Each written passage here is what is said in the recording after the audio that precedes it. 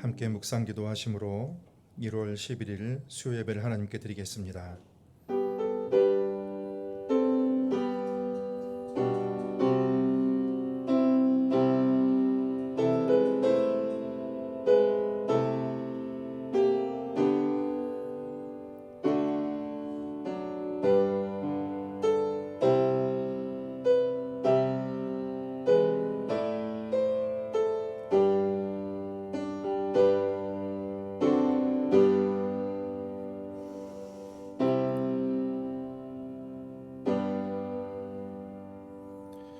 존귀하신 아버지 하나님, 주님의 은혜로 영화로우신 그 하나님 앞에 나아가 마음껏 찬양하며 예배하며 또 주님의 말씀을 들을 수 있는 귀한 시간을 허락하여 주시니 감사합니다.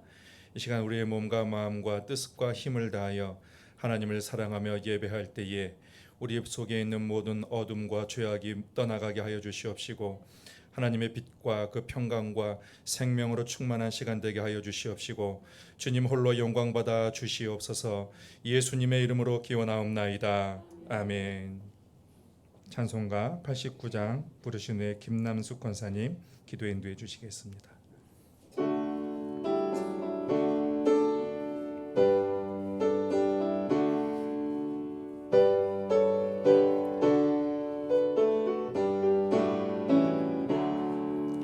샤론의 꽃 예수 나의 마음에 거룩하고 아름답게 비소서.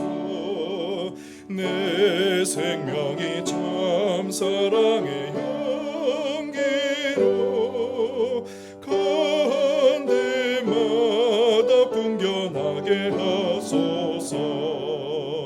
예수 샤론의 꽃 나의 맘의 사랑으로 비소서. 샤론의 꽃 예수 이 세상에서 어느 꽃과 비교할 수 있으랴. 나의 삶의 한결같은 은혜와 사랑으로 가득하게 하소서. 예수 샤론의 꽃 나의 맘의 사랑으로 비소서. 샤론의 꽃 예수 모든 질병을 한이 없는 능력으로 고치사 고통하며 근심하는 자에게 크신 힘과 소망 내려주소서. 예수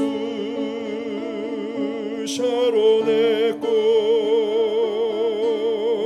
나의 맘의 사랑으로 비소서.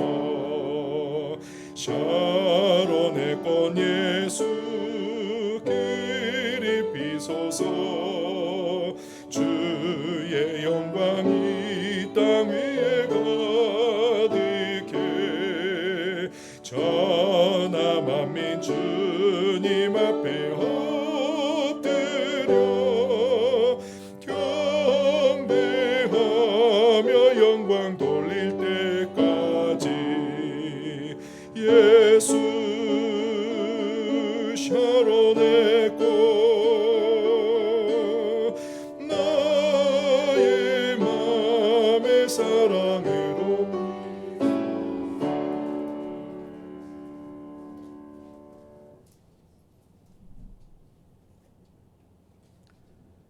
사랑의 하나님, 죄와 허물을 십자가의 보혈의 피로 깨끗게 하시고 우리의 영혼을 새롭게 하심을 감사합니다.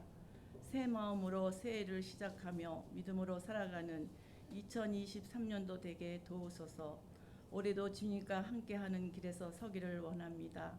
주님, 세상에 살고 있지만 세상의 속하지 않게 하시고 시간과 환경을 허락하시고 구별하여 이 귀한 예배에 저희를 3일 예배로 불러주시니 감사드립니다.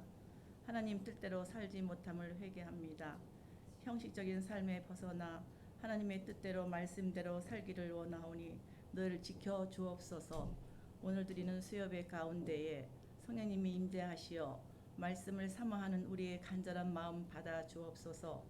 죄값으로 멸망할 수밖에 없는 저희들을 독생자 예수 그리스도의 십자가의 화목제사로 삼으사 영원한 생명으로 구원해주신 은혜에 진심으로 감사드립니다.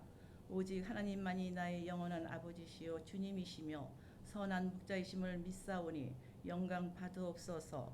말씀을 전하시는 이성호 목사님 성령 충만함을 주시옵고 성령님을 의지하오며 예수님의 이름으로 기도드립니다. 아멘.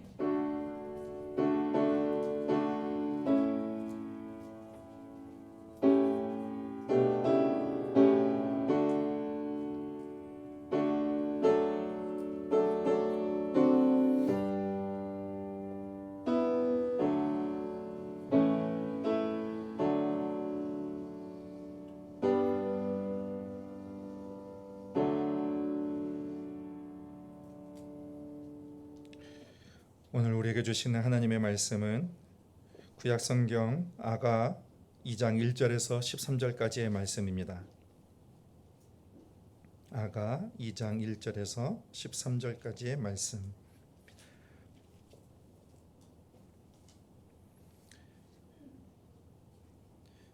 제가 봉독해 올리겠습니다. 나는 사론에 수선하여 골짜기에 백합화로다. 여자들 중에 내 사랑은 가시나무 가운데 백합화 같도다. 남자들 중에 나의 사랑하는 자는 숲을 가운데 사과나무 같구나. 내가 그 그늘에 앉아서 심히 기뻐하였고 그 열매는 내 입에 달았도다. 그가 나를 인도하여 잔칫집에 들어갔으니 그 사랑은 내 위에 깃발이로구나. 너희는 건포도로 내 힘을 돋고 사과로 나를 시원하게 하라. 내가 사랑함으로 병이 생겼음이라. 그가 왼팔로 내 머리를 고이고 오른팔로 나를 안는구나. 예루살렘 딸들아, 내가 노루와 들사슴을 두고 너희에게 부탁한다. 내 사랑이 원하기 전에는 흔들지 말고 깨우지 말지니라. 내 사랑하는 자의 목소리로구나. 보라, 그가 산에서 달리고 작은 산을 빨리 넘어오는구나. 내 사랑하는 자는 노루와도 같고 어린 사슴과도 같아서 우리 벽 뒤에 서서 창으로 들여다보며 창살 틈으로 엿보는구나. 나의 사랑하는 자가 내게 말하여 이르기를 나의 사랑 내 어여쁜 자야, 일어나서 함께 가자. 겨울도 지나고 비도 그쳤고 지면에는 꽃이 피고 새가 노래할 때가 이르렀는데 비둘기의 소리가 우리 땅에 들리는구나. 무화과 나무에는 푸른 열매가 익었고 포도나무는 꽃을 피워 향기를 토하는구나. 나의 사랑 나의 어여쁜 자야, 일어나서 함께 가자. 아멘. 어떤 의사가 아프리카 마을로 가서 부족들을 의술로 섬기게 되었습니다. 그 부족의 추장의 아들이 아주 인물도 뛰어나고 그리고 머리가 명석해서 미국의 명문 대학에 유학을 다녀왔습니다. 얼굴도 잘생기고 그리고 엘리트인 이 추장 아들이 누구와 결혼한가, 그것이 초미의 관심사였습니다. 근데 이 추장 아들이 결혼한다는 소문이 들립니다. 그래서 이제 추장 아들이 그 아가씨를 데리러 집에를 갑니다. 근데 이 마을에는 한 가지 전통이 있는데 결혼과 관련된 풍습이 하나가 있습니다. 신부를 데려오는 대가로 그 집에 소를 주는 거예요. 그러니까 보통은 소 한 마리를 주고 데려오는 겁니다. 좀 특별할 때는 2마리를 주는 거죠. 근데 그 마을에 생긴 이래로 3마리를 주는 경우는 딱 3번 있다고 합니다. 그런데 이 추장 아들이 이 여인을 데려가기 위해서 소를 몇 마리를 데려갔냐면 9마리라는 소를 무려 데리고 가는 것이었어요. 그래서 아니 어떤 여인이길래 이 추장 아들이 9마리나 되는 소리를 가지고 가는가. 이 추장 아들을 따라가다가 사람들이 실망해 버렸습니다. 왜냐하면 그 여인의 집은 너무도 가난했고 또 이 여인은 몸도 병약해서 얼굴도 검고 그리고 버짐이 피어있는 그런 여인이었던 것입니다.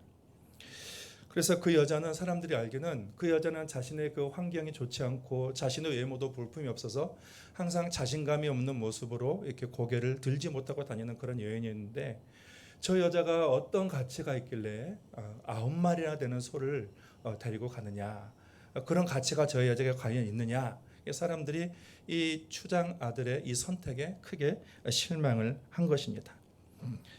그 지역에서 의술로 돕던 이 의사가 다시 이제 본국으로 돌아갔습니다. 이제 그 이야기까지만 알아요.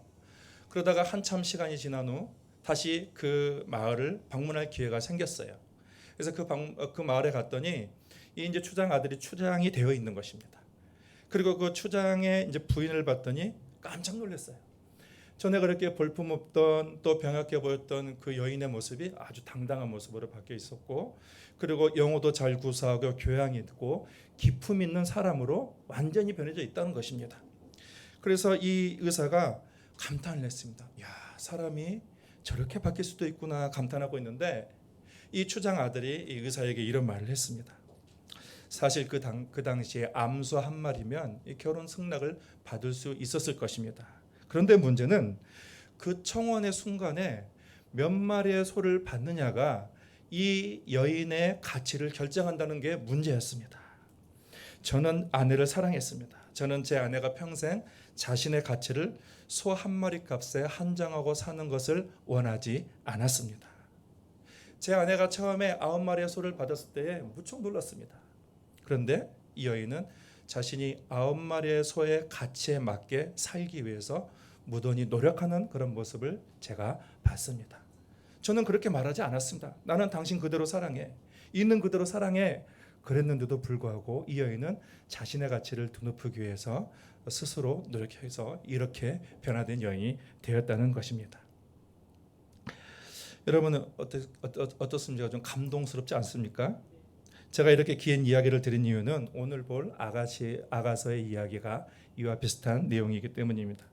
사실 아가서만큼 이렇게 논란이 많은 책도 많지 않아요. 이걸 성경에 넣어야 되느냐, 또 말아야 되느냐, 하나님이라는 그런 이름, 그런 용어도 들어가 있지 않고, 그리고 남녀간의 어떤 농도 짚은 그런 사랑 이야기로 구성되어 있기 때문에 이 논란이 많이 있습니다. 그렇지만 아가서가 거룩한 책이라고 주장했던 랍비 아카바는 아가서에 대해서 모든 날들 중에 아가서가 주어진 날만큼 이스라엘에게 소중한 날은 없다. 아가서는 거룩한 책 중에 거룩한 책이다. 그렇게 극찬을 했습니다. 과거에는 아가서를 하나님과 이스라엘 백성들의 사랑 이야기다 그렇게 해석을 했습니다. 근데 오늘날은 교회를 사랑하시는 그 그리스도와 그리고 그 사랑을 입은 교회 안의 그 관계를 표현한 이야기다. 그렇게 해석을 합니다. 아가서가 연애서처럼 보이는 것은 그리스도와 성도와의 그런 관계를 남녀 간의 그 사랑의 관계로 표현하고 있기 때문입니다. 아가서는 솔로몬 왕이 기록을 하였습니다. 노래 중에 노래라는 뜻이에요. 아이언사이드 목사님이 아가서의 배경을 이렇게 얘기했습니다.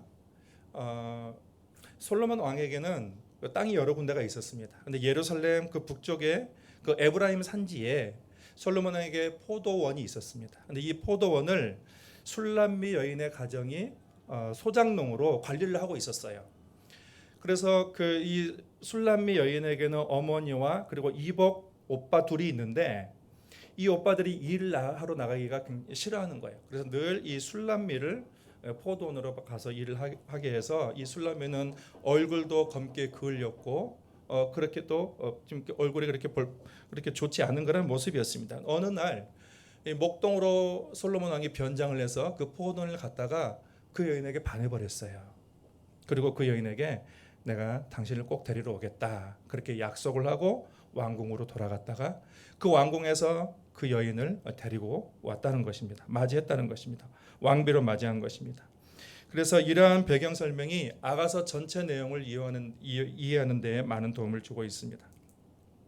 아가서의 이야기는 앞서 제가 말씀드렸던 가난하고 볼품없는 그런 여인이 소 9마리의 그런 가치의 값을 그렇게 가치로 자기가 존중을 받고 그런 삶으로 변화됐다는 그런 내용과 좀 비슷한 이야기이기도 합니다.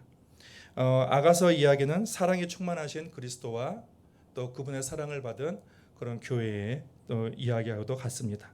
오늘 본문을 통하여서 그리스도의 사랑을 입은 자들에게는 어떤 일이 일어나는가에 대해서 몇 가지 나누도록 하겠습니다. 첫 번째는 자존감의 회복입니다. 예수님은 죄로 인해서 뭉개진 그런 우리의 자존감을 회복시켜 주셨습니다. 2010년도에 서울 서초동의 법정에서 사람에게 감동을 준 사건이 있었습니다. 한 소녀가 오토바이를 훔쳐서 달아난 혐의로 홀어머니가 지켜보는 가운데에 재판을 기다리고 있었습니다.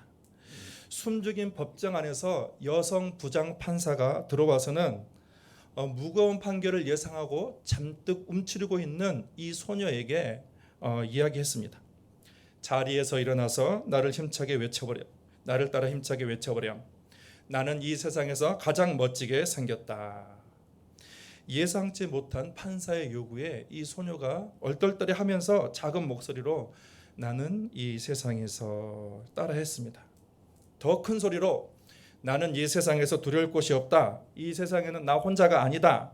나는 무엇이든 할 수 있다. 외쳐라. 그래서 이 소녀가 또 외칩니다. 그러다가 나는 이 세상에서 혼자가 아니다. 그렇게 얘기를 하면서 눈물을 펑펑 쏟고야 말았습니다.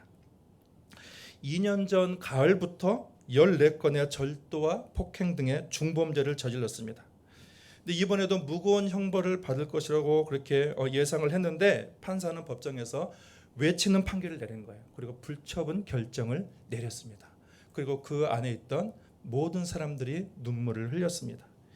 이 소녀는 재판을 받기 몇 해 전까지만 하더라도 어려운 가정 환경이지만 모범생이었습니다. 그리고 성적도 좋은 모범생이었습니다. 근데 늦은 밤에 공부를 하고 집에를 가다가 남학생들에게 폭행을 당하고 조롱을 당하면서 이 소녀의 인생이 갑작스럽게 바뀌었습니다. 당시 후유증으로 병원에 치료를 받고 그 충격으로 어머니는 신체 일부가 마비되어 버렸습니다. 심리적인 고통과 책임감에 시달리던 그 소녀가 학교 생활에 더 이상 적응하지 못하고 비행 청소년과 어울리면서 그러한 범죄를 저지르게 된 것이었습니다. 재판장에서 이 판사는 이렇게 외쳤습니다. 누가 가해자입니까? 누가 이 아이의 아픔을 한 번이라도 헤아려 주었습니까? 잘못이 있다면 여기 앉아있는 저와 여러분의 잘못입니다. 이 소녀가 다시 살아갈 유일한 방법은 잃어버렸던 자존감을 회복하는 그러한 길입니다. 이렇게 했습니다. 그러면서 눈물이 범벅이 된 그 소녀를 앞에 세우고 이 세상에서 누가 제일 중요할까? 네가 가장 소중하단다. 이것을 기억하면 너는 어떤 어려움도 헤쳐나갈 수 있을 거야. 그러면서 그 소녀의 손을 꼭 잡아주었다는 것입니다. 이 사건은 서초동 법원청사 소년법정에서 16세 소녀에게 김기옥 부장판사가 이례적으로 불처분 결정을 내린 사건이었습니다. 이런 판사의 판결에 의해서 여러 가지 논란이 있었지만 그렇지만 이 아이가 다시 살아갈 방법은 남학생들의 폭력과 조롱 때문에 잃어버린 자존감을 찾아주는 것이다라는 그러한 판사의 판결은 정확하다라고 저는 생각이 듭니다. 여러분, 우리 사회에 산재해 있는 많은 문제는 자존감의 결여에서 비롯된 것입니다. 사람들이 자존감을 잃어버렸어요. 자신의 가치를 알지 못합니다. 자신의 자존감만 바르게 회복된다면 이 사회의 수많은 문제들을 해결해 나갈 수 있을 것입니다. 본문 1절에서 솔로몬 여인은 술람미 여인은 자신에 대해서 이렇게 얘기해요. 나는 사론에 수선하여 골짜기에 백합화로다. 이 사론은 이스라엘 땅에 넓게 펼쳐진 그 평원을 얘기합니다. 근데 이스라엘 땅에 수소나가 많아요. 수소나가 흔한 꽃이에요. 그리고 또 여기에 보면은 골짜기에 백합화로다라고 했습니다. 여러분, 백합화도 이스라엘의 아주 흔한 꽃입니다. 그래서 이 여인은 자기를 이렇게 수선하여 백합화다 이렇게 자기 자신에 대해서 얘기를 하고 있습니다. 자기 인식이에요. 나는 특별할 데 없는 사람이다. 나는 평범한 그런 사람이다. 눈여겨볼 만한 가치가 있는 그런 사람이 아니다라는 그런 자기 인식이에요. 여인은 그런 자기 자존감을 그렇게 갖고 있었습니다. 그런데 2절에서 보면은 솔로몬 왕이 이 여인에 대해서 화답을 하는데 여자들 중에 내 사랑은 가시나무 가운데 백합화 같도다. 여인은 자신을 나는 별 볼 일 없는 존재라고 하고 있는데 이 솔로몬 왕은 이 여인의 가치를 칭송하고 높여주고 있는 거예요. 여자들 중에 내 사랑은 가시나무 가운데 백합화로다. 여러분, 가시나무와 백합화는 같이 어울리지 않아요. 서로 종이 다른 그런 식물입니다. 어울리지가 않아요. 그런데 이 식물을 같이 비교하는 거예요. 그러면서 이 세상에 아름다운 그 무엇이 있더라도 이 술람미 여인에 비하면 가시나무밖에 안 된다라는 거예요. 그러니까 두 개를 극과 극으로 이렇게 그 대조하고 있는 것입니다. 이렇게 대조를 하면서 이 여인의 아름다움을 이렇게 높여주고 있는 것이고 칭송해주고 있는 것입니다. 여러분, 솔로몬 왕이 술람민 여인을 대하는 태도는 하나님이 우리를 대하시는 태도도 같습니다. 사도 바울은 자기가 예수님을 만났을 때에 나는 죄인 중에 괴수입니다 이렇게 얘기했습니다. 근데 예수께서는 이 사도 바울에게 너는 나의 동역자다라고 말씀하십니다. 베드로가 예수님의 위대하심을 경험하면서 예수님에게 주여 나를 떠나소서 나는 죄인입니다. 나는 예수님과 함께할 수 없는 그러한 사람입니다. 그렇게 얘기했을 때에 예수님께서는 너는 왕 같은 제사장이다. 베드로가 그렇게 말씀을 하십니다. 여러분, 하나님을 만난 인생은 자신의 가치를 바르게 인식을 합니다. 발견하게 되는 것입니다. 사람의 가치를 누가 평가할까요? 다른 사람이 나의 가치를 평가할 수가 없습니다.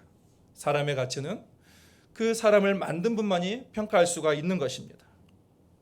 전에 하나님을 몰라서 우리가 그분을 떠나 있을 때에 우리는 세상에 정해준 그런 가치대로 평가를 받았습니다. 그러나 우리가 회개하여서 우리가 예수 그리스도 앞에 나갔을 때에 예수께서는 우리를 자녀라 하셨어요.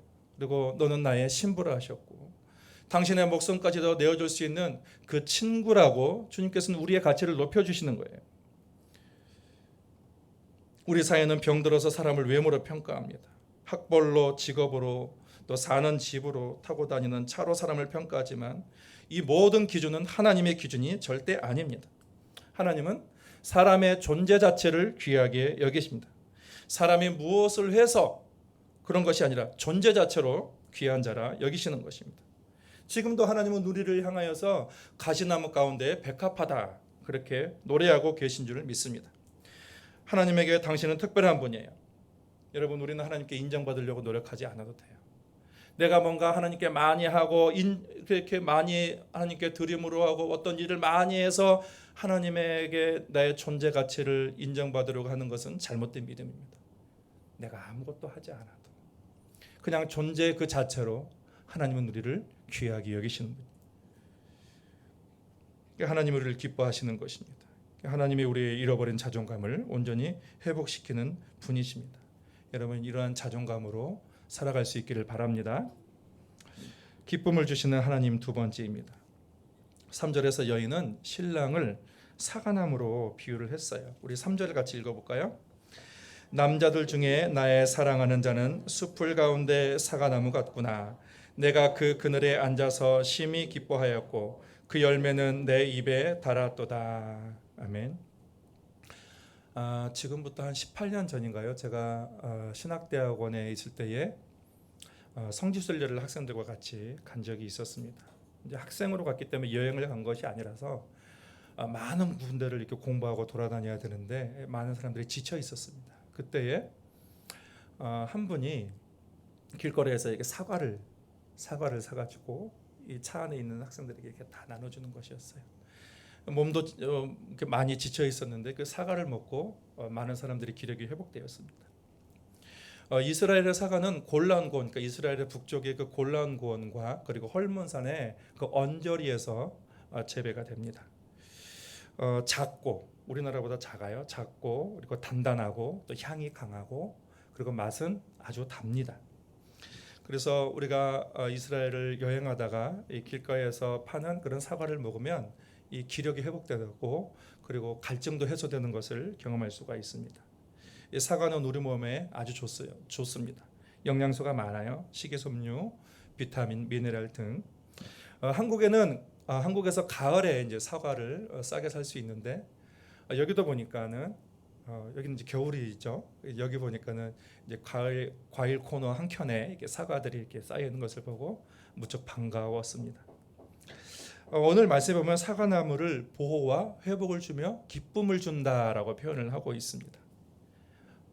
사과나무에서 이렇게 사과를 재배하려면 이 농부가 이 햇빛이 강하기 때문에 긴 옷을 입어야 되죠. 바람이 잘 통하는 긴 옷을 입어야 되고 그리고 모자도 써야 되고 또 선글라스도 좀 껴야 되고 이제 피부를 이제 보호해야 되죠.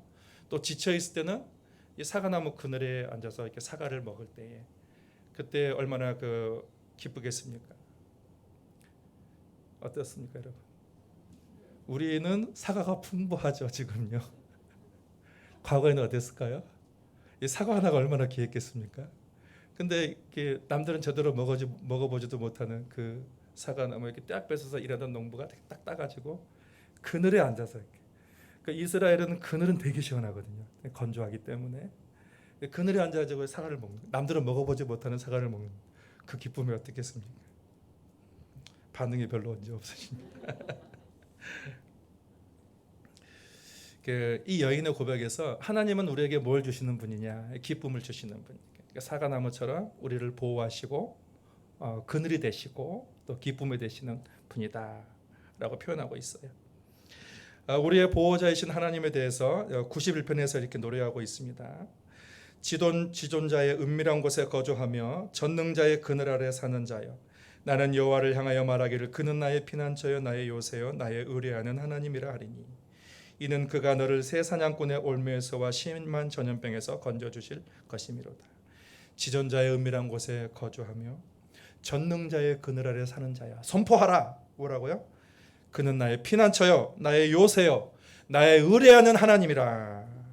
왜냐? 그가 너를 새 사냥꾼의 올무에서와 심한 전염병에서 건지시는 분이시기 때문이다 라는 것입니다. 우리는 살아가면서 이 불확실성의 세계 속에서 예기치 못한 일들을 많이 겪게 됩니다. 그때 하나님께서 전능하신 하나님이 보호자가 되어주신다는 것입니다. 우리를 무너뜨리는 원수가 덫을 놓아서 그 덫에서 우리를 걸려 넘어지게 합니다. 시험 당할 때에도 넘어지지 않도록 하나님께서 우리를 도와주신다는 것입니다. 불꽃 같은 눈동자로 우리를 지켜주시는 분이십니다. 또 하나님은 회복하시는 분이에요. 회복이라는 것은 원래대로 돌이킨다는 것입니다. 하나님과의 관계를 회복시키시고 인간과의 관계를 회복시키시고 또 우리의 가정과 또 우리의 재정과 우리의 건강과 또 우리의 성품 그 거룩함을 회복시키는 그 하나님이시라는 것입니다. 이렇게 우리는 하나님으로 인하여서 보호를 얻고 또 큰 기쁨을 누릴 수가 있습니다. 요한복음 16장 22절에 보면 지금은 너희가 근심하나 내가 다시 너희를 보리니 너희 마음이 기쁠 것이요 너희 기쁨을 빼앗을 자가 없으리라. 제자들이 근심한다고 했어요. 지금 왜 근심한다고 했냐면 주님이 떠나간다고 했으니까 근심한다고 했습니다. 그러나 너희 기쁨을 빼앗을 자가 없을 것이다. 너희는 다시 기쁨을 얻을 것이다. 왜요? 보혜사 성령이 너희 가운데 오실 것이기 때문입니다. 주님이 없을 때 우리 마음에는 여러 가지 근심으로 가득 차지만 주님이 오시면 성령이 오시면 성령이 우리 마음에 오시면 기쁨을 회복하게 된다라는 것입니다. 마지막으로 주님은 일어나서 함께 가자고 하십니다. 따라해 보시겠습니까? 일어나서 함께 가자. 10절입니다. 나의 사랑하는 자가 내게 말하여 이르기를 나의 사랑 내 어여쁜 자야 일어나서 함께 가자. 일어나서 가야 할 이유가 있습니다. 11절에서 13절까지 보면 겨울도 지나고 비도 그쳤고 지면에는 꽃이 피고 새가 노래할 때가 이르렀는데 비둘기의 소리가 우리 땅에 들리는구나. 무화과 나무에는 푸른 열매가 익었고 포도나무는 꽃을 피워 향기를 토하는구나. 나의 사랑 나의 어여쁜 자야 일어나서 함께 가자. 무엇을 묘사하고 있습니까? 봄을 묘사하고 있습니다. 겨울이 지나갔어요. 지면에는 꽃이 피었고 그리고 새들이 노래하고 있습니다. 무화과 나무에 푸른 열매가 맺혔습니다. 무화과 나무는 봄에 이제 열매가 열리잖아요. 꽃이 피면서 열매가 맺기 시작하고 그리고 포도도 마찬가지죠. 4월에서 5월에서 포도꽃이 피기 시작합니다. 이 봄을 다 묘사하는 그런 표현들입니다. 솔로몬 왕은 이런 봄의 기운을 맛보면서 이 술람미 여인에게 일어나서 함께 가자. 봄이 왔다. 함께 가자. 그렇게 제안을 하고 있는 것입니다. 혹독한 겨울이 지났습니다. 시련의 시기가 지나갔습니다. 희망의 계절인 봄이 왔다라는 것입니다. 주님을 몰랐을 때 우리의 인생은 혹독한 겨울과 같았지만 주님을 만날 때에 우리의 영혼의 봄이 찾아오는 거예요.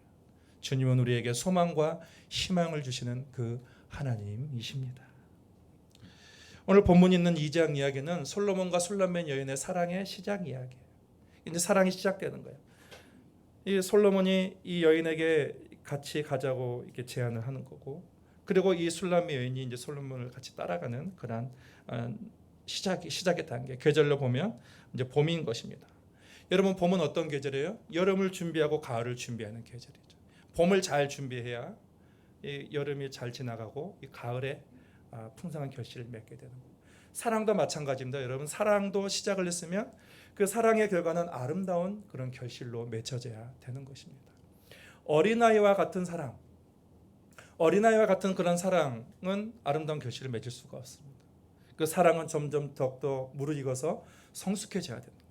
성숙한 사랑으로 아름다운 결실을 맺을 수가 있는 것입니다. 로버트 스틴버거라는 사람이 이 사랑의 삼각형 이론에서 사랑이란 세 가지 요소로 구성된다고 했습니다. 친밀감, 열정, 헌신. 그래서 이 친밀감과 열정과 이 헌신 세 가지가 어떻게 조합을 이루냐에 따라서 그 사랑의 다양한 형태가 나타난다는 거예요. 친밀감도 없고 열정도 없고 사랑도 그 헌신도 없다면 이거는 사랑이 아니다라고 했습니다. 친밀감만 있다, 이건 우정이다. 열정만 있다, 도치성 사랑이다. 헌신만 있다, 이거는 책임감만 남은 사랑. 그러니까 오래된 부부관계에서 나타난다. 친밀감과 열정은 있으나 헌신이 없다, 그건 낭만적인 사랑이다. 그러면 친밀감과 헌신은 있으나 열정이 없다. 열정이 없는 사랑은 정 때문에 어쩔 수 없이 사는 사랑이다. 마지막으로 열정과 헌신은 있으나 친밀감이 없으면 알맹이 없는 사랑이다. 위기가 온다. 친밀감이 없는 사랑은 위기 관계가 되는 것입니다. 그러면서 성숙한 사랑이란 뭔가 상호 간에 친밀감이 있고, 그리고 상대방을 향한 열정과 갈망이 있고, 그리고 상대를 위한 헌신, 이 모든 것이 있으면 성숙한 사랑이 된다, 그렇게 얘기했습니다. 이런 면에서 우리가 주님과의 관계를 한번 좀 되돌아볼 필요가 있습니다. 우리가 주님과의 그 사랑의 관계를 시작했을 때에 그 친밀감의 정도, 또 주님을 향한 그런 열정의 정도, 그리고 주님을 향한 헌신의 정도가 사랑의 그 성숙함을 결정하는 척도가 될 수도 있다는 것입니다. 여러분, 2023년 두 번째 수요 예배를 우리는 드리고 있습니다. 하나님 우리에게 함께 가자고 말씀하고 계십니다. 먼저 하나님은 우리의 존재감을 높여주셨어요. 우리의 가치를 높여주셨습니다. 너는 왕의 자녀다. 너는 나의 자녀다. 그리고 하나님이 우리와 함께 계시면 하나님은 기쁨의 하나님, 소망의 하나님이시기 때문에 하나님과 함께하는 자에게는 기쁨이 있습니다. 내가 내 마음에 기쁨이 없다면 내 마음 가운데에 하나님이 계시는지, 성령이 중심을 잡고 계시는지를 돌아볼 필요가 있습니다. 그러니까 하나님은 우리의 존재 가치를 높여주시고, 또 하나님은 우리에게 기쁨을 주시고, 마지막으로 하나님은 우리에게 나의 사랑, 나의 어여쁜 자야 함께 가자라고 말씀하고 계십니다. 여러분, 2023년도 예수님의 손을 잡고 함께 나가시길 바랍니다. 그래서 지금 사랑이 시작됐고 이제 2023년도가 시작됐습니다. 올 말에 풍성한 주님과의 그 관계로 인해서 사랑의 결실을 맺는 우리 모두가 될 수 있기를 바랍니다. 나의 사랑, 나의 어여쁜 자야, 일어나서 함께 가자고 말씀하시는 그 주님의 음성을 우리의 가슴에 담습니다. 주님, 오늘도 우리에게 소망을 노래하면서 또 비전을 보여주시면서 우리와 함께 가자고 말씀하시는 그 주님의 음성에 응답하는 한 해 되게 하여 주셔서 주님과의 우리의 사랑의 관계가 더욱더 성숙하여서 참으로 올 말이 될 때에 풍성한 결실을 맺는 그런 홍콩 동식교의 모든 성도들 되도록 주께서 인도하여 주시옵소서. 예수님의 이름으로 기도하옵나이다. 아멘. 찬송가 438장 부르시겠습니다.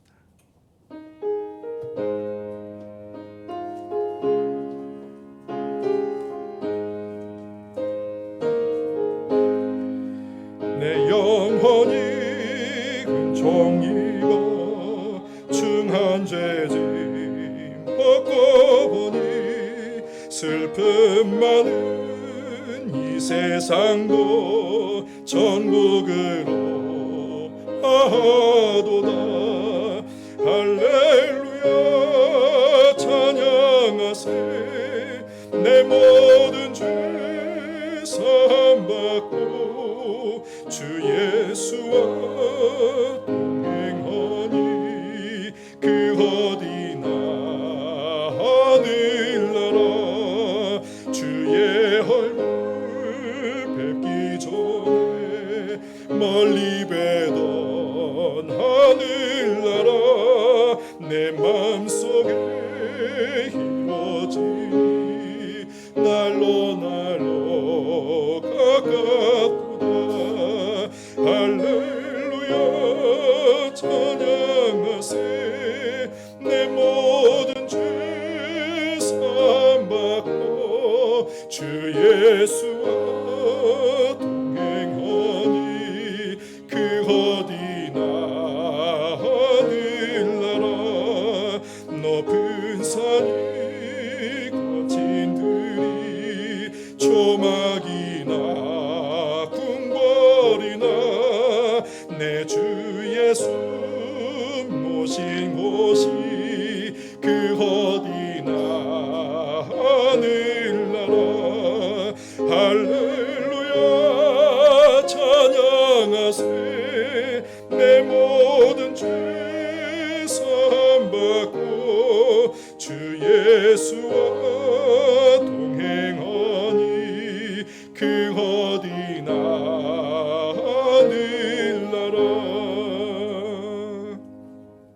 주기도문으로 예배를 마치겠습니다. 하늘에 계신 우리 아버지, 아버지의 이름을 거룩하게 하시며 아버지의 나라가 오게 하시며 아버지의 뜻이 하늘에서와 같이 땅에서도 이루어지게 하소서. 오늘 우리에게 일용할 양식을 주시고 우리가 우리에게 잘못한 사람을 용서하여 준 것 같이 우리 죄를 용서하여 주시고 우리를 시험에 빠지지 않게 하시고 악에서 구하소서. 나라와 권능과 영광이 영원히 아버지의 것입니다. 아멘.